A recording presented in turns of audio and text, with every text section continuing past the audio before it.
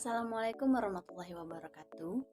Perkenalkan, nama saya Jalesa Rahayu dengan NIM 1905113901. Baiklah, kali ini saya akan membuat video tentang inovasi kurikulum, di mana video ini saya buat untuk memenuhi syarat dalam menuntaskan mata kuliah inovasi pendidikan yang diampu oleh Bapak Hardisim Sabrus, SPD MM. Baiklah, pertama-tama saya ingin menjelaskan pengertian dari inovasi kurikulum itu sendiri. Nah, secara etimologi, inovasi itu berasal dari kata Latin atau bahasa Latin yang berasal dari kata innovation, yang berarti pembaruan atau perubahan. Nah, innovation ini memiliki kata kerja yaitu innovo yang berarti memperbaharui atau mengubah. Nah, inovasi menurut Lisa Jamal adalah suatu perubahan baru yang menuju ke arah perbaikan yang terencana. Sedangkan di dalam Kamus Besar Bahasa Indonesia, inovasi itu diartikan sebagai pemasukan suatu pengenalan hal-hal baru atau penemuan-penemuan baru yang berbeda dari yang sebelumnya, seperti gagasan, metode atau alat, dan lain-lain. Nah, sedangkan inovasi kurikulum adalah suatu gagasan atau praktek kurikulum baru dengan mengadopsi bagian-bagian yang potensial dari kurikulum-kurikulum sebelumnya, di mana ini bertujuan untuk memecahkan masalah atau mencapai tujuan tertentu. Di mana inovasi ini sendiri terkait dengan pengambilan keputusan yang diambil, baik menerima bahkan menolak hasil dari inovasi tersebut. Inovasi kurikulum diharapkan dapat membawa dampak baik atau yang lebih baik terhadap kurikulum itu sendiri. Dan kurikulum merupakan alat atau instrumen untuk mencapai tujuan pendidikan serta pembelajaran yang telah ditetapkan. Dan kurikulum bukan sebagai tujuan akhir, namun seiring dengan perubahannya masyarakat dan nilai-nilai budaya, serta perubahan kondisi dan perkembangan para peserta didik, maka kurikulum juga ikut mengalami perubahan. Nah, setelah mengetahui tentang pengertian apa itu inovasi kurikulum, selanjutnya saya akan menjelaskan tentang ciri-ciri dari inovasi kurikulum itu sendiri. Nah, di dalam inovasi terdapat 4 ciri-ciri utama, termasuk di dalam inovasi dalam pendidikan. Yang pertama, yaitu memiliki kekhasan yang khusus. Artinya, suatu inovasi memiliki ciri khas dalam arti ide, program, tatanan, sistem, dan juga termasuk kemungkinan hasil yang diharapkan. Ciri yang khusus berarti program inovasi dapat berdimensi secara makro atau luas dengan melibatkan banyak orang dengan waktu yang relatif lebih lama. Nah, yang kedua yaitu memiliki ciri atau unsur kebaruan, di mana dalam arti bahwa suatu inovasi harus memiliki karakteristik sebagai buah karya atau buah pikir yang memiliki kadar orisinalitas dan kebaruan. Dengan demikian, inovasi merupakan suatu proses penemuan, baik berupa ide, gagasan, hasil, sistem, ataupun produk yang dihasilkan. Selanjutnya, yang ketiga yaitu program inovasi dilaksanakan melalui program yang terencana, di mana suatu inovasi ini dilakukan melalui suatu proses yang tidak tergesa-gesa, terperinci, terencana, dan sebagainya. Namun kegiatan inovasi ini disiapkan secara sangat matang dengan program yang jelas. seperti pada saat diluncurkannya program manajemen berbasis sekolah, tahapan pelaksanaannya tidak secara tergesa-gesa, tetapi melalui tahapan-tahapan yang sesuai dengan aturannya dan direncanakan secara matang. Yang keempat yaitu inovasi yang digulirkan memiliki tujuan yang pasti, di mana program inovasi ini harus memiliki arah yang ingin dicapai, termasuk arah dan strategi untuk mencapai tujuan tersebut. Nah, materi selanjutnya atau materi yang ketiga yaitu masalah pendidikan yang menjadi sumber inovasi. Masalah pendidikan yang menjadi sumber inovasi yang pertama yaitu masalah relevansi. Pendidikan relevansi adalah kesesuaian antara kenyataan atau pelaksanaan dengan tuntutan dan harapan. Di dalam konteks pendidikan, relevansi itu adalah kesesuaian antara pelaksanaan dan hasil pendidikan dengan kebutuhan dan tuntutan masyarakat, di mana masalah relevansi pendidikan ini dapat dilihat dari 3 sisi, yaitu yang pertama relevansi pendidikan dengan lingkungan hidup peserta didik, yang kedua relevansi dengan tuntutan kehidupan peserta didik baik untuk masa sekarang maupun masa yang akan datang. Dan yang ketiga yaitu relevansi pendidikan dengan tuntutan dari dunia kerja. Selanjutnya, masalah yang kedua yaitu masalah kualitas.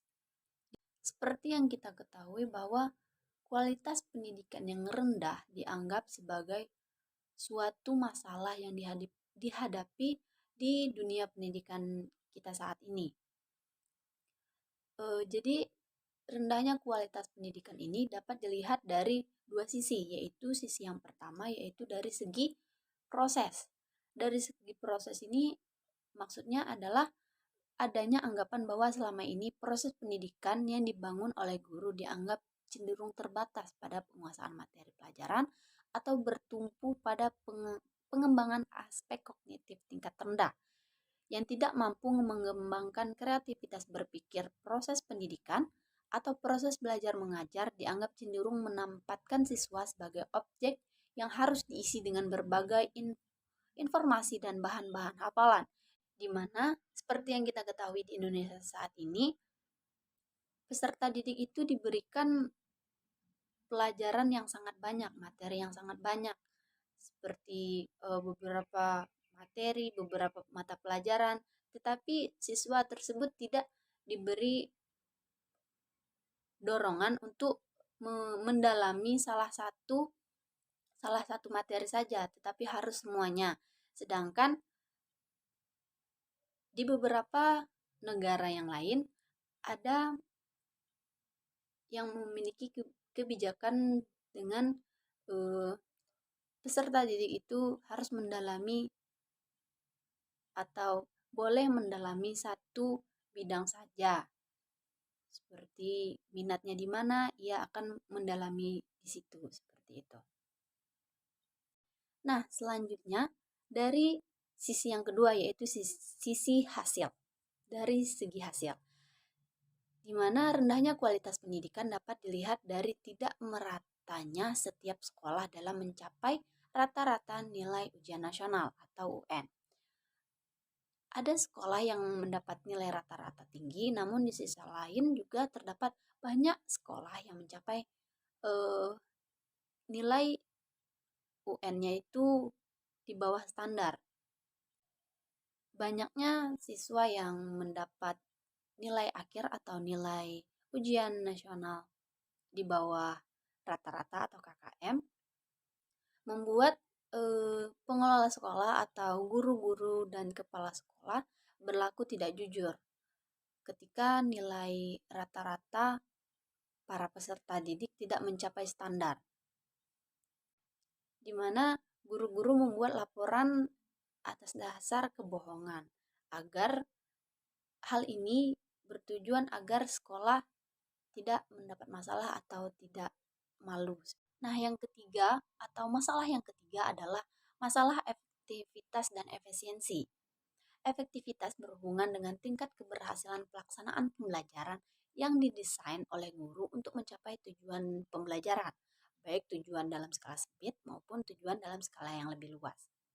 Dengan demikian, dalam konteks kurikulum dan pembelajaran, suatu program pembelajaran dikatakan memiliki tingkat efektivitas yang tinggi jika program tersebut dapat mencapai tujuan seperti yang diharapkan dan direncanakan. Yang terakhir adalah masalah daya tampung yang terbatas. Nah, masalah ini tidak kalah penting dari masalah-masalah lain, di mana masalah terbatasnya daya tampung sekolah khususnya pada tingkat SLTP.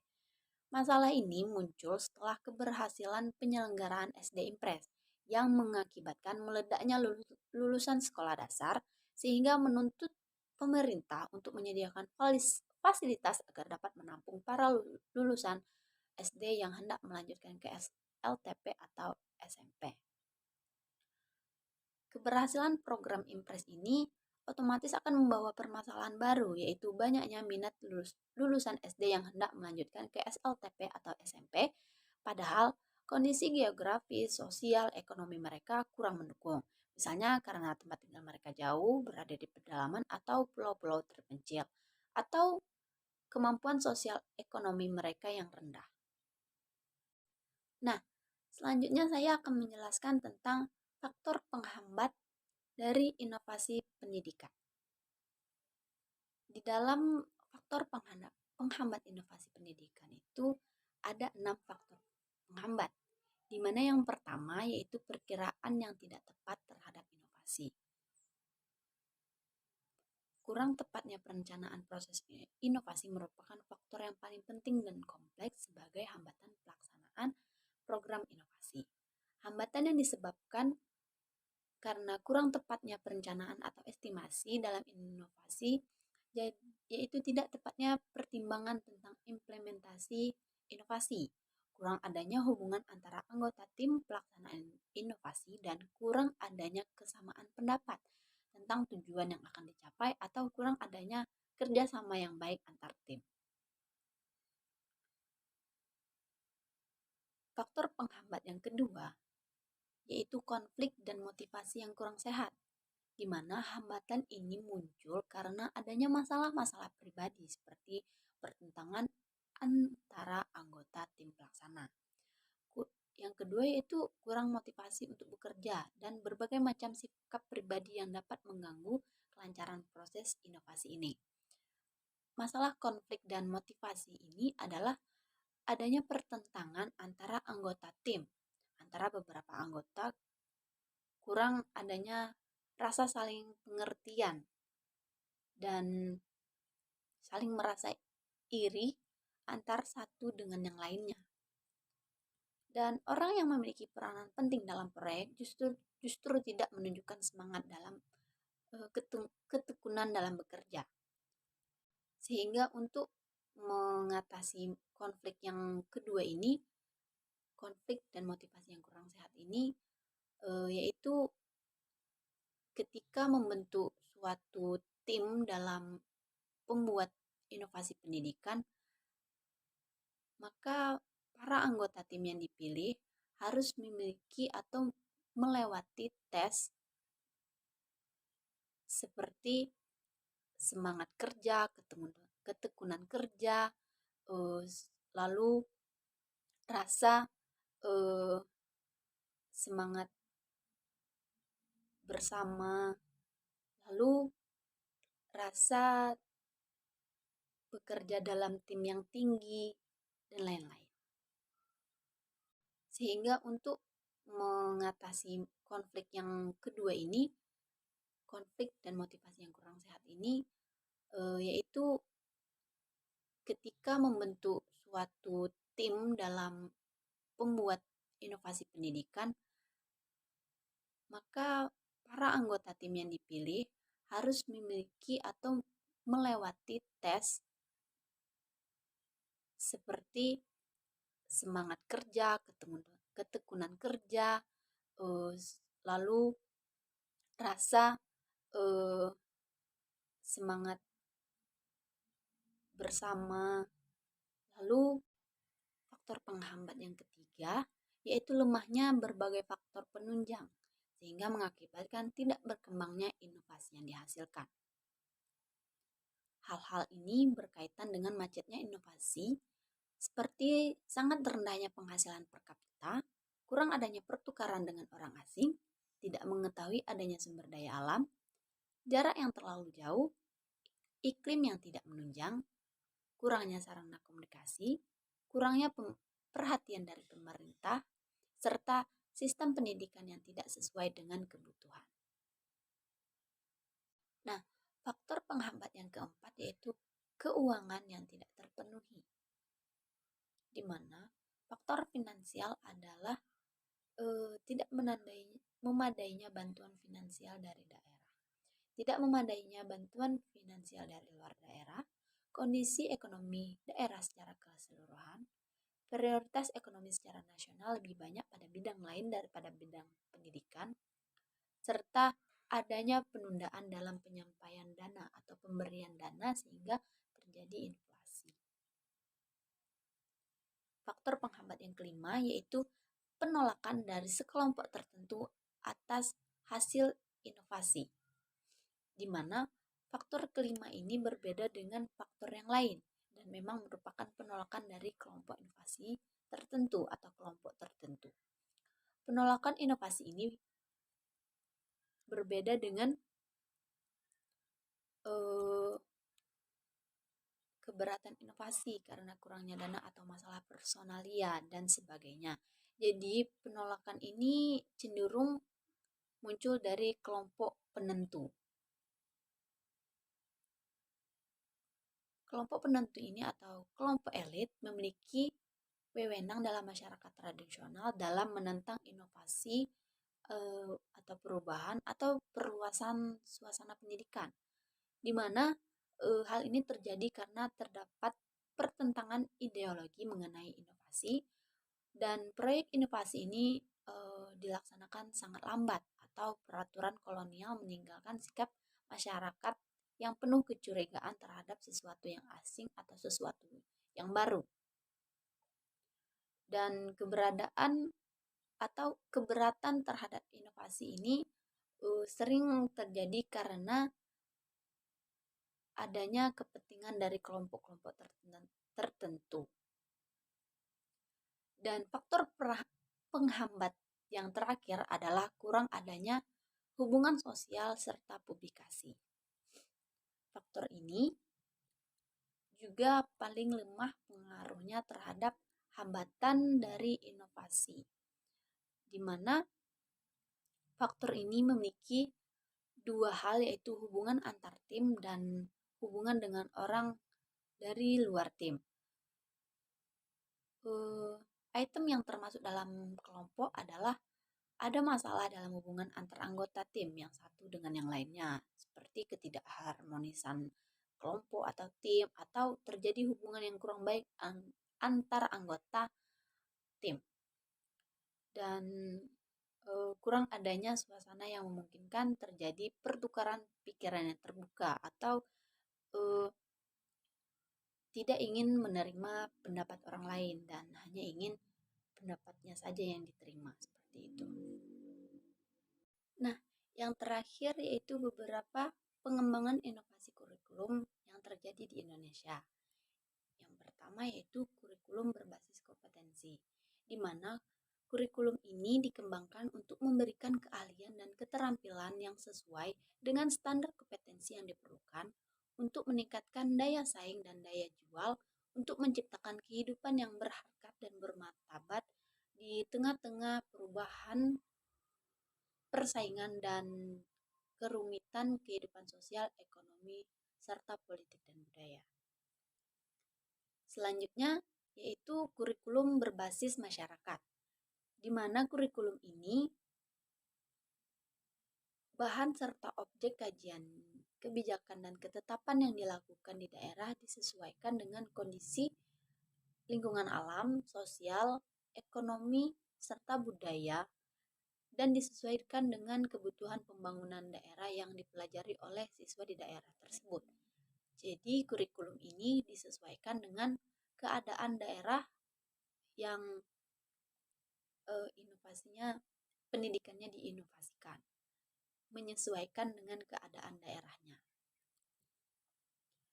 Dan terakhir yaitu inovasi kurikulum berbasis keterpaduan. Pendekatan keterpaduan merupakan suatu sistem totalitas yang terdiri dari komponen yang saling berhubungan dan berinteraksi baik antar komponen dengan komponen maupun antar komponen dengan keseluruhan dalam rangka mencapai tujuan yang ditentukan sebelumnya. Baiklah, hanya itu saja yang dapat saya sampaikan. Jika ada kesalahan kata, saya mohon maaf dan saya ucapkan terima kasih. Assalamualaikum warahmatullahi wabarakatuh.